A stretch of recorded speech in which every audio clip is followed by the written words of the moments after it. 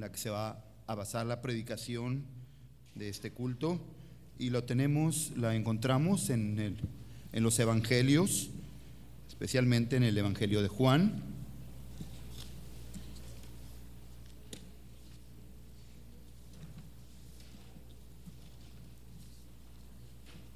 Capítulo 12, Evangelio según San Juan, capítulo 12. Quien ya encontró este pasaje se pone de pie en reverencia a la palabra del Señor, y vamos a hacer esta lectura alternadamente. Juan 12, yo inicio el versículo 12, ustedes siguen con el 13 y terminamos todos con el versículo 18, repitiendo en forma alternada.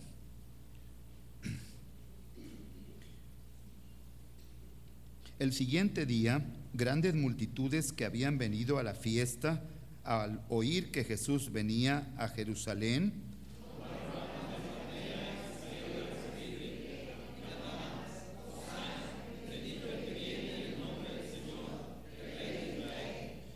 y halló Jesús un asnillo y montó sobre él, como está escrito.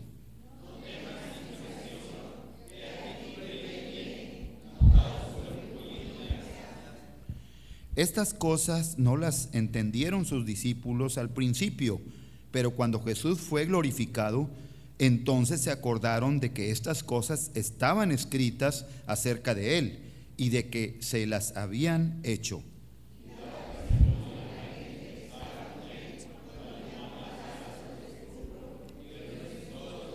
Todos, por lo cual también había venido la gente a recibirle, porque había oído que él había hecho esta señal.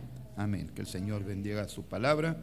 Tomamos nuestros lugares y nos prestamos para escuchar la predicación cuyo título dice: He aquí tu rey viene, a cargo de nuestro pastor, el presbítero Josué Cervantes Carrillo. Señor les bendiga, hermanos, buenos días. Estamos iniciando en esta mañana esta semana de celebración, esta semana de reflexión, esta semana que nos llena de gozo como pueblo cristiano, como pueblo redimido en la sangre de Cristo, porque precisamente en esta semana que llamamos Semana Santa, recordamos, reconmemoramos y recibimos el mensaje especial y glorioso del sacrificio de nuestro Señor Jesucristo para salvación de cada uno de nosotros. El pasaje que leímos hace un momento nos ubica precisamente en ese domingo que llamamos Domingo de Palmas. Y a propósito le he pedido a mis hermanas que dirigen el grupo infantil que dejáramos estas palmas aquí al frente como un testimonio, como una ofrenda de lo que el pueblo de Jerusalén hizo ante la presencia de nuestro Señor. Nos acercábamos a la palabra ahí en el Evangelio de Juan, y esto lo he hecho a propósito porque este domingo y el próximo domingo las predicaciones, si bien pues son conforme a la palabra del Señor, no son parte de nuestro programa que estamos llevando. Vamos a volver a analizar la Semana de la Pasión de Cristo, pero va a ser casi allá por el mes de octubre, que vamos a ir con mucho detalle en lo que dicen los evangelios sinópticos. Hoy entonces nos vamos a acercar desde el Evangelio de Juan y desde la perspectiva profética de esta entrada triunfal de nuestro Señor Jesucristo. Te ruego que inclines tu rostro y oremos pidiendo la dirección del Señor. Padre, te alabamos y te glorificamos. Esta mañana, Señor, estamos aquí delante de tu presencia agradecidos y gozosos. Tu palabra, Señor, llene nuestras vidas. Tu palabra, Señor, nos edifique y nos alimente en esta hora. Padre, que el corazón sea abierto, que la mente esté dispuesta a recibir lo que tienes tú para cada uno de nosotros. Recordando, Señor, quién es nuestro Salvador, quién es nuestro Rey, que ha venido en carne, Señor, y que ahora a la diestra de tu grandeza y gloria está, Señor, intercediendo y nosotros esperando su retorno nuevamente como Rey triunfante y glorioso que viene por su pueblo. Trae tu palabra en medio de nosotros, Señor, por medio de tu Espíritu Santo. Te lo pedimos en Cristo Jesús. Amén.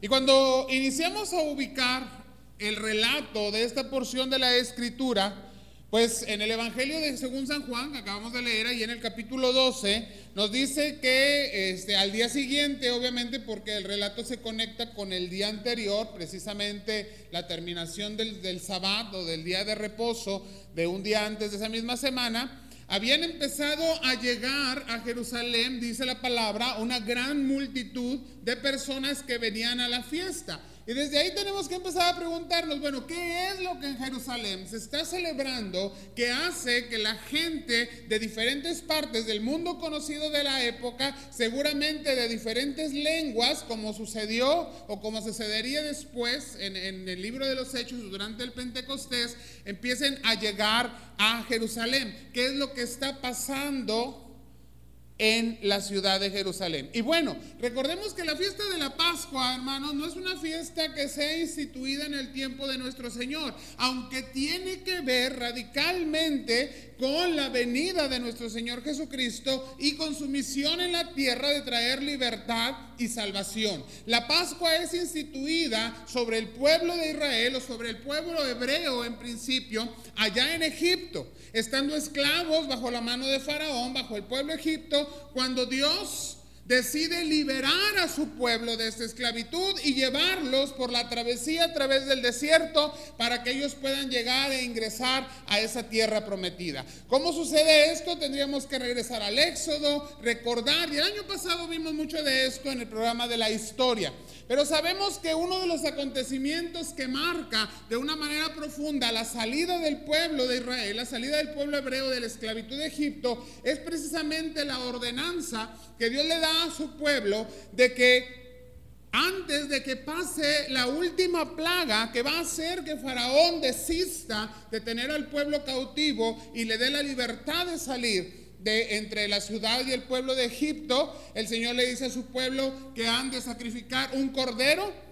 que van a comer ese cordero, que lo van a hacer acompañar de pan sin levadura y de hierbas amargas, y que la sangre del cordero que van a sacrificar y que van a comer de él como familia debe ponerse en el dintel, es decir, en el marco de toda la puerta de cada una de las casas de su pueblo. ¿Por qué? Porque esa noche habría de pasar, dice la palabra, el ángel de la muerte para tocar el primogénito en todas las casas de Egipto, y solamente aquellas casas en donde la sangre estuviese puesta, el ángel de la muerte pasaría por sobre de ella sin tocarla. Esto es lo que significa Pascua, pasar por sobre de. Y la inauguración de esta fiesta se da precisamente porque el pueblo celebra año con año que Dios les ha dado libertad. Y esta fiesta, aunque era una fiesta muy específica que se daba precisamente en el día de reposo de la Semana Santa que nosotros estamos iniciando, empezaba desde una semana antes. El pueblo hebreo siempre acostumbraba a celebrar días y a veces hasta semanas todas sus festividades, y desde una semana antes empezaba a llegar gente, a congregarse gente de diferentes partes del mundo conocido, casi todos obviamente judíos o prosélitos, es decir, personas de otras nacionalidades que habían abrazado la fe judía, y llegaban para estar ahí reunidos en Jerusalén, en ese momento la capital precisamente del pueblo judío, y celebrar todos juntos esta festividad. Por eso es que esta multitud se ha reunido. Pero esta multitud ahí reunida, dice la palabra, oyeron que Jesús venía a Jerusalén. Oyeron que este Jesús, del cual ya hace casi 3 años, faltaban unos cuantos días para que el Señor terminara su ministerio, había estado predicando, sanando, haciendo milagros, realizando prodigios, aún resucitando a aquellos que habían muerto. Escucha el pueblo, esa gran multitud que viene hacia Jerusalén. ¿Qué es lo que hace el pueblo? Toman las ramas de las palmeras, se quitan sus propios mantos, es decir, lo que cubre sus vestiduras, y empiezan a depositarlo a la entrada de la ciudad, de manera de hacer, podríamos decir, una alfombra, de poner un camino por el cual el Señor pueda caminar y entrar de una manera triunfal, decimos, a la ciudad de Jerusalén, a la ciudad del gran rey. Y la gente clama. Vemos ahí en Juan capítulo 12, Hosana, bendito el que viene en el nombre del Señor, el Rey de Israel. Contrasta inmediatamente en esta lectura que acabando de leer esta expresión de que es el Señor el que viene en el nombre del Señor, que es el Rey de Israel, inmediatamente la frase siguiente dice que ha hallado un asnillo y ha montado en él para entrar en Jerusalén. Sin embargo, este es el cumplimiento de la profecía, el cumplimiento de aquella palabra que dice: no temas, hija de Sión, he aquí tu rey viene montado sobre un pollino de asna. Muchos años antes, 460 años antes del nacimiento de nuestro Señor Jesucristo, ya estaba escrita esta palabra. Dios le había revelado al profeta Zacarías, y lo leímos como lectura devocional en este culto, que habría de venir el gran rey, y esto sería motivo de alegría para la ciudad de Jerusalén, para la Sión, la ciudad del gran rey. Y Zacarías capítulo 9, versículo 9 nos dice: alégrate mucho, hija de Sión, da voces de júbilo, hija de Jerusalén, he aquí tu rey vendrá a ti. Y antes de continuar le voy a pedir que busque esta cita. Zacarías 9:9. Porque es muy importante lo que a continuación sigue, y es donde vamos a fijar nuestra atención en esta mañana, porque seguimos aprendiendo del Jesús de los evangelios, del Jesús que la palabra nos revela, ese Jesús Salvador, Rey de gloria y nuestro Redentor. Vuelvo a leer ahí en Zacarías 9:9, alégrate mucho, hija de Sión, da voces de júbilo, hija de Jerusalén, he aquí tu rey vendrá a ti. ¿Qué sigue diciendo, hermanos?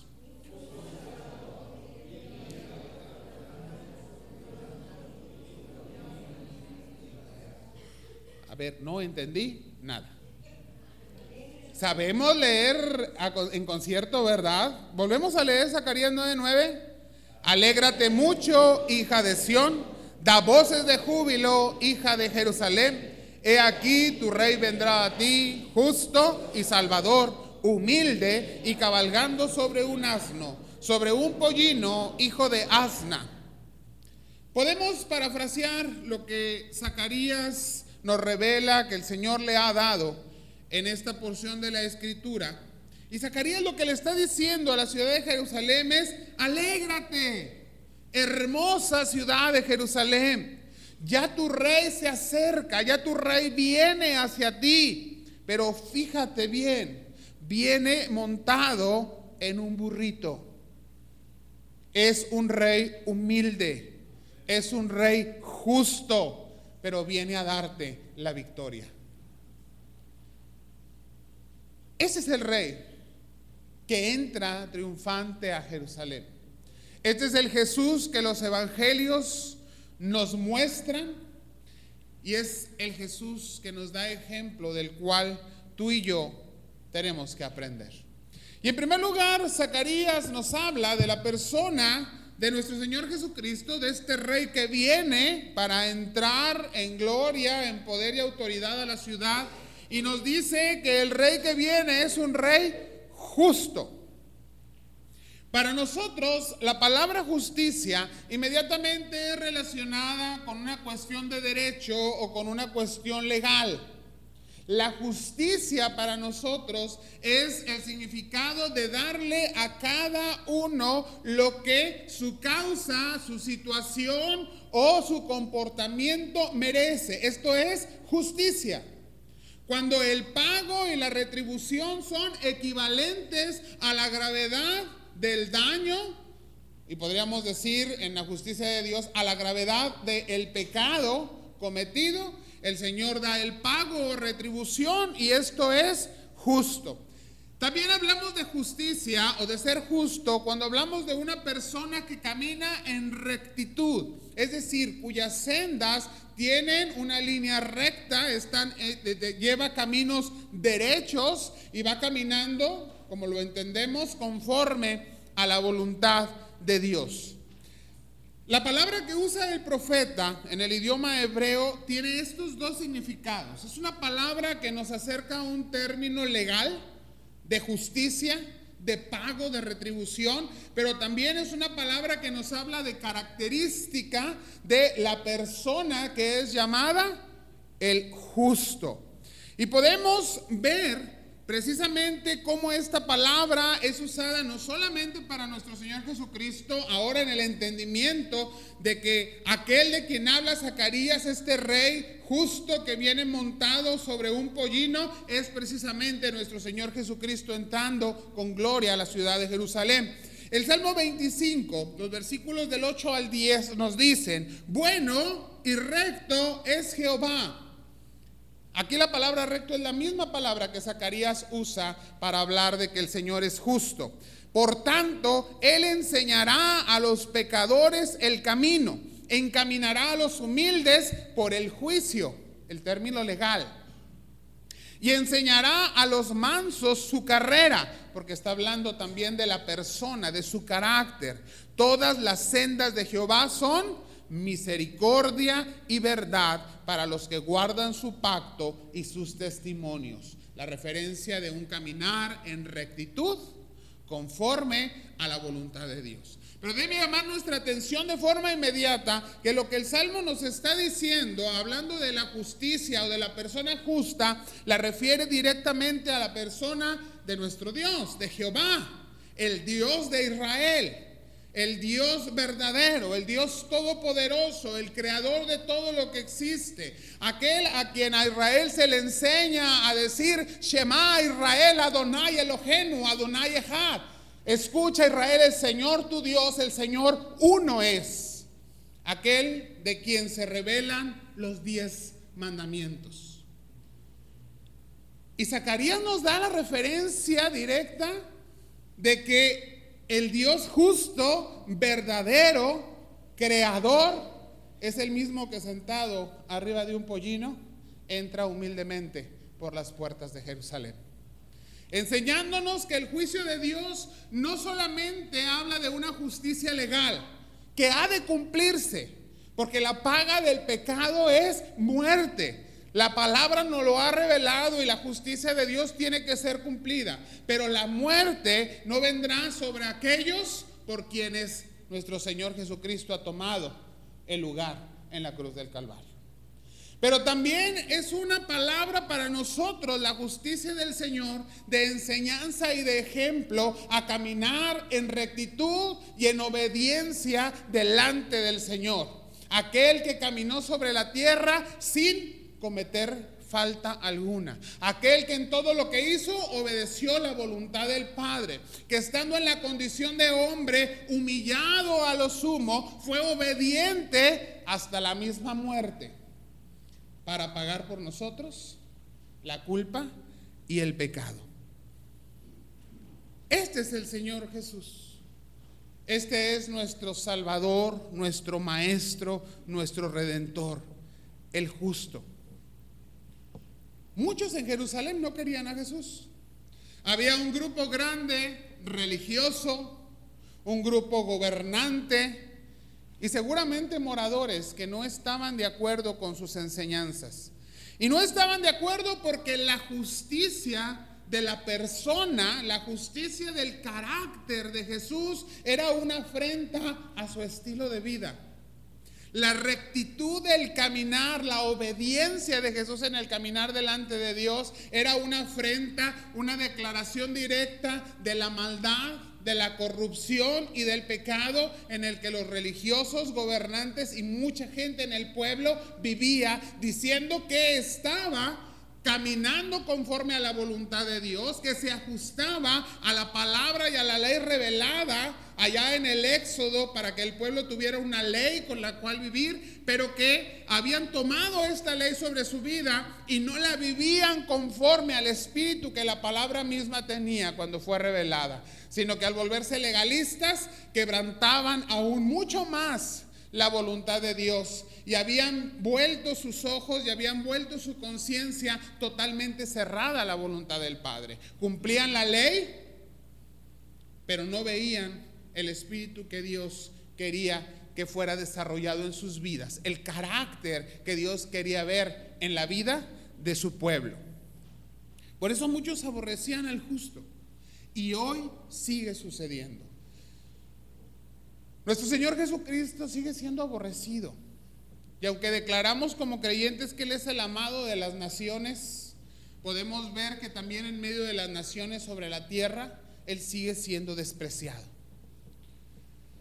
Es amado por aquellos a los que el Señor ha enviado su Espíritu para que el corazón de piedra sea transformado y podamos ver en la justicia del Señor el camino a seguir, la senda marcada, el ejemplo que debemos tomar. Podamos ver en la justicia que Él cumple delante de Dios el lugar que tomó para que nosotros seamos salvos de esa carga de pecado y de la consecuencia directa, el pago que es la muerte. Pero sigue siendo una afrenta para aquellos cuyo estilo de vida no se ajusta, no está caminando, no está yendo por la senda recta conforme a la voluntad de Dios. Estos son ese grupo que vamos a escuchar gritar, no hosana, bendito el que viene en el nombre del Señor, sino días después, este blasfema, este difama, este maldice, crucifícale, a otro salvó, que se salve a sí mismo. Y podemos encontrar el contraste de los que aman al Señor y de los que le aborrecen. Sin embargo, Él sigue siendo nuestro Señor y Rey justo. El Salmo número 51 en su versículo 13 nos dice: entonces enseñaré a los transgresores tus caminos y los pecadores se convertirán a ti.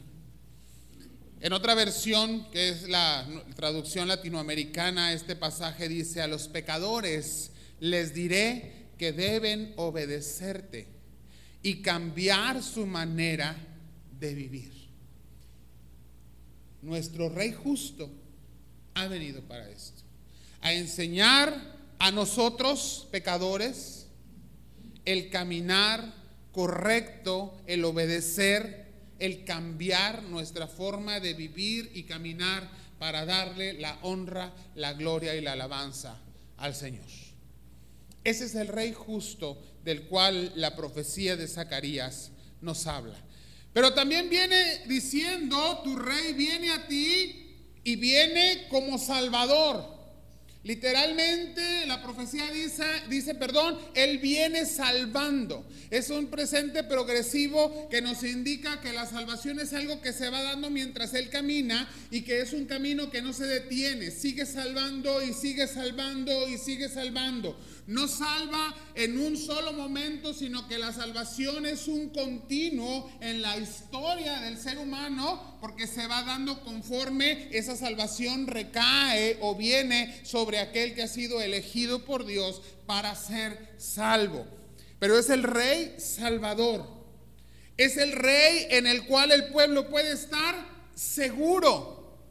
Es el Rey en el cual el pueblo puede encontrar la libertad y es el Rey en el cual podemos estar completamente confiados porque es capaz y poderoso de socorrer a cada uno de nosotros. Es ese Rey delante del cual podemos venir con nuestra carga y saber que Él extiende sus brazos y nos ampara, nos ayuda, nos socorre. Es el Rey debajo de quien su pueblo se conserva. Es el Rey poderoso que está para defender al pueblo, pero es el Rey lleno de amor, lleno de paciencia para con su pueblo, que también favorece. Él está para guardar no solamente nuestra integridad como pueblo suyo, sino para guardar nuestra propia vida, porque somos de su propiedad, le pertenecemos. Está para liberarnos, para rescatarnos, para socorrernos. Y sobre todo esta palabra, viene salvando, nos habla de que Él viene a darnos victoria. Todos y cada uno de los seres humanos estamos perdidos y vencidos por causa de la maldad y del pecado en cada uno de nosotros. No hay forma de que un ser humano en sí pueda encontrar libertad y salvación. La palabra nos habla claramente: nuestra mejor y más buena obra delante de los ojos de los hombres es un trapo de inmundicia delante de la presencia de la santidad de nuestro Dios. Lo que no se hace para la gloria de Dios no es digno de alabanza. Y no podemos hacer nada para la gloria de Dios si no estamos en Cristo. La única manera de estar en Cristo es cuando el Rey viene a nosotros y viene salvando. Cuando nuestra propia vida se convierte en esa puerta en donde nosotros mismos ponemos las ramas de palma y le decimos al Señor: me despojo de lo que soy, porque siento tu llamado y quiero tu realeza, tu gobierno en mi vida. Lo anhelo y lo necesito. Necesito tu cuidado y tu protección. Necesito tu liberación. Necesito sentir en mí que tú eres mi Rey y mi Salvador. Pero recordemos también que la palabra hebrea que utiliza ahí el profeta, que es Salvador, también significa literalmente sanador. En hebreo no hay diferencia entre la palabra sanar y salvar. Y lo podemos ver y lo hemos estado viendo en nuestro correr al revisar los evangelios, cómo el Señor, cada vez que sana a un enfermo, le dice: eres salvo también. O cuando declara salvación sobre uno porque los pecados le son perdonados, inmediatamente sobre la persona viene sanidad. Nuestro Rey también es nuestro sanador. Pero tenemos que pensar en la sanidad mucho más allá de la sanidad física, hermanos. A los seres humanos nos da mucho miedo, nos da terror la enfermedad.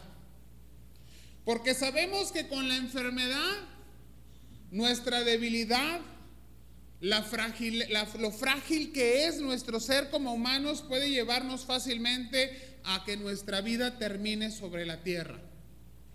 Esto para el ser humano en general es motivo de tristeza, de angustia, de miedo. Yo te digo, hermano mío, para el creyente no lo debe ser. Para quien está con su vida asegurada en el Señor, para quien tiene salvación en Cristo Jesús, podemos y debiésemos ser capaces de tomar las palabras del apóstol Pablo y decir: para mí el vivir es Cristo y el morir verdaderamente, sentidamente, confiadamente y verdaderamente es ganancia. Puedo dejar atrás el sufrimiento y puedo dejar atrás la carga que me es el pecado y la lucha continua, y puedo tener la seguridad que voy a estar en la presencia de mi Señor y Maestro por toda la eternidad. Él es tu sanador. Y la peor enfermedad del ser humano, la que verdaderamente mata el alma del ser humano, es el pecado.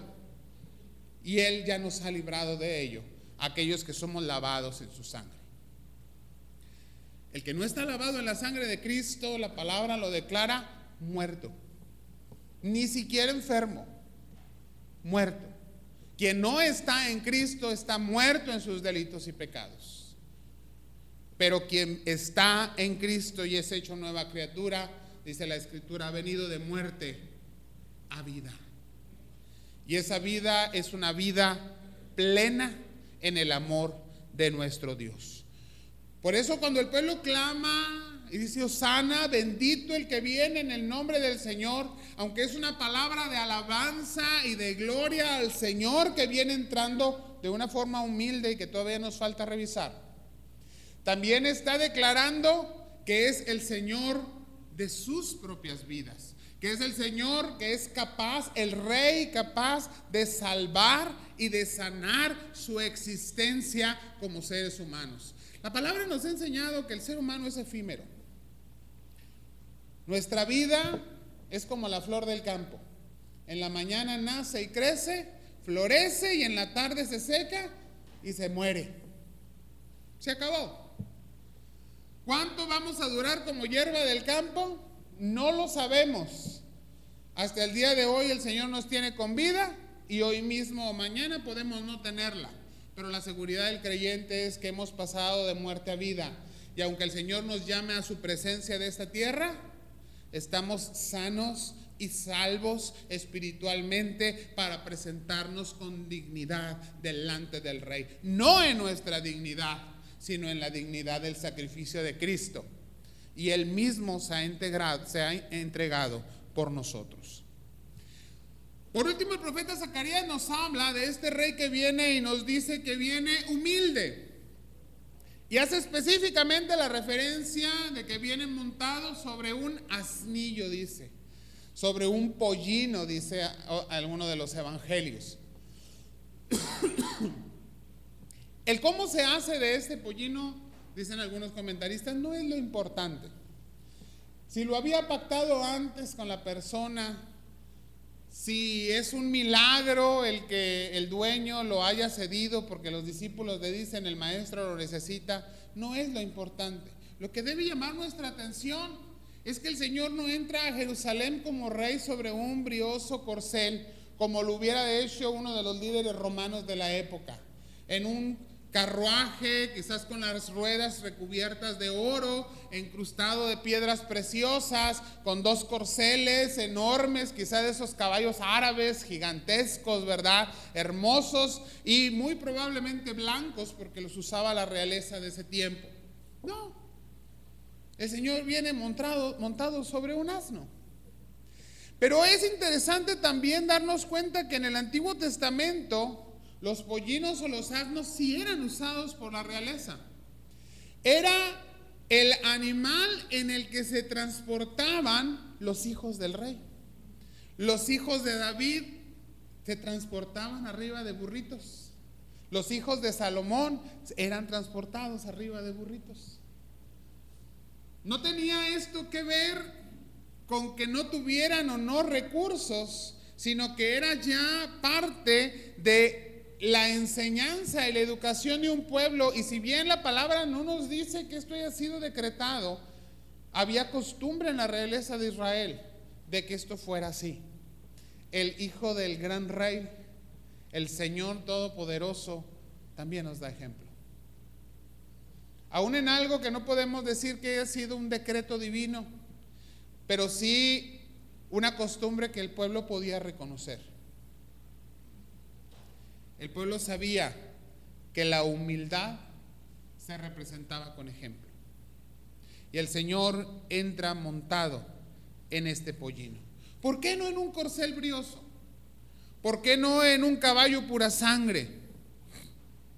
Porque nuestro rey es apacible.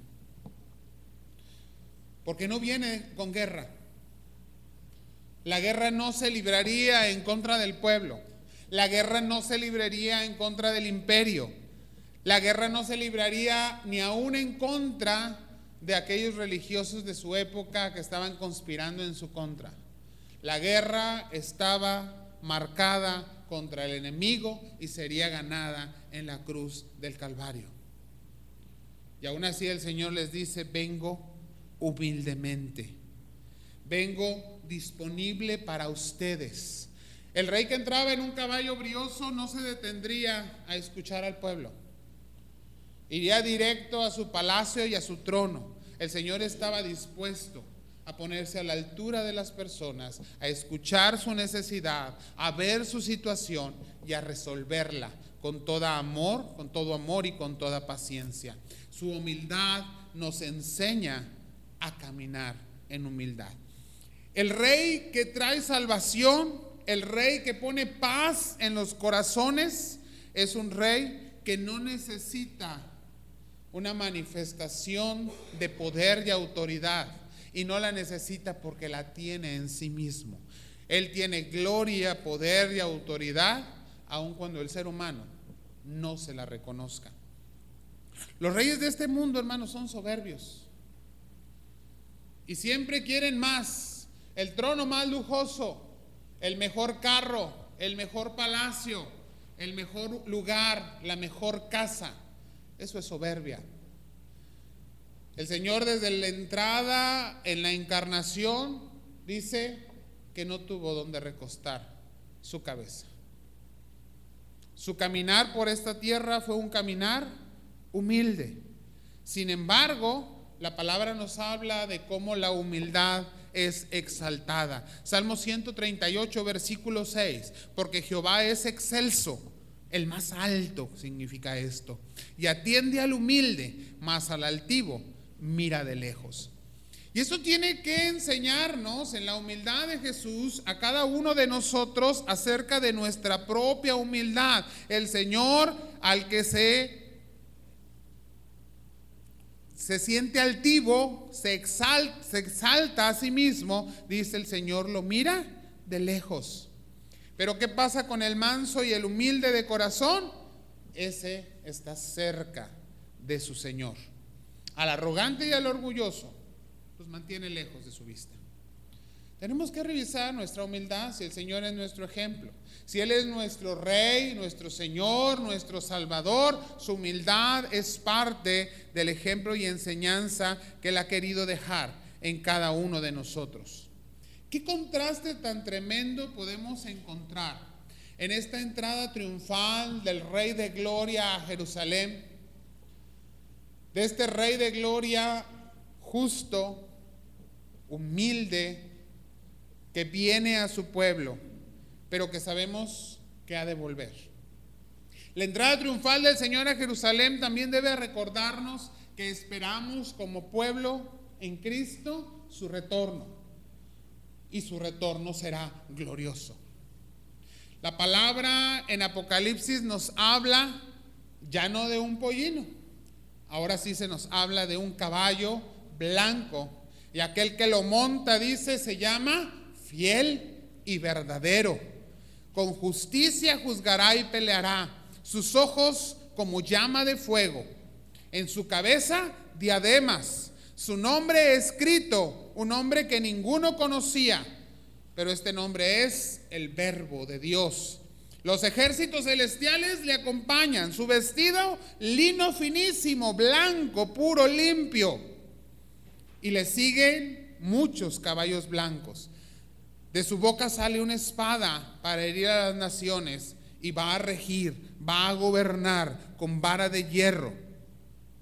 Y dice, y en su muslo está escrito su nombre, el Rey de Reyes y Señor de Señores. Este es nuestro Rey humilde y sencillo que entra a Jerusalén mientras el pueblo en fiesta grita Hosana. Salve nuestro Rey, salve aquel que podemos ver y presenciar que entra en la ciudad. Es el mismo Rey que esperamos, y lo esperamos viniendo en gloria, viniendo con todo poder, viniendo en la plenitud del reino, para ser reconocido por todo ojo como el Rey de Reyes y Señor de Señores. Así que nuestra expresión como pueblo, nuestra expresión de gozo como hijos de Jerusalén, podríamos decirlo así, sigue siendo bendito el que viene en el nombre del Señor. El que ya ha venido para nuestra salvación y el que viene en gloria para nuestra redención eterna en la presencia de nuestro Señor. Oremos. Te alabamos, oh Señor. Tu grandeza, tu magnificencia y tu poder nunca son menos, Señor. En tu apariencia humana, en tu encarnación, tomaste la humildad de hacerte como siervo. Y aún en el reconocimiento del pueblo de tu realeza, tomaste la humildad. Pero no por ello, Señor, dejaste a tu pueblo sin esperanza. Nos diste esperanza de tu justicia, nos diste esperanza de tu salvación, y esa esperanza viva sobre la vida de cada uno de tus hijos e hijas, nuevas criaturas por el poder de tu sangre. Pero Señor, sabemos que tú vienes nuevamente, que vienes por tu pueblo, ese pueblo redimido en tu sangre, ese pueblo que doblega su vida y la presenta delante de ti como ofrenda pues te pertenece. Y la gloria y la alabanza siguen siendo tuyas, Señor. Esperamos tu regreso, Señor. Te esperamos con anhelo ferviente. Que en esta vida, Señor, nuestra confianza esté puesta en el anhelo de estar delante de ti. Que nuestra vida asegurada eternamente por tu sangre nos dé la tranquilidad de que si vivimos o morimos, lo hacemos para ti y en ti, y que estaremos delante de ti, Señor. Que tu reinado, bendecido en presencia en nuestras vidas, bendiciendo nuestras vidas, sea manifiesto con poder y con autoridad, corrigiendo, Señor, con tu justicia, dándonos ejemplo en tu rectitud, dándonos confianza, Señor, en tu salvación y sanando nuestra alma y aún, Señor, nuestro cuerpo físico, porque tú eres nuestro sanador y salvador. La honra y la alabanza sean a ti, nuestro Rey, en Cristo Jesús. Amén.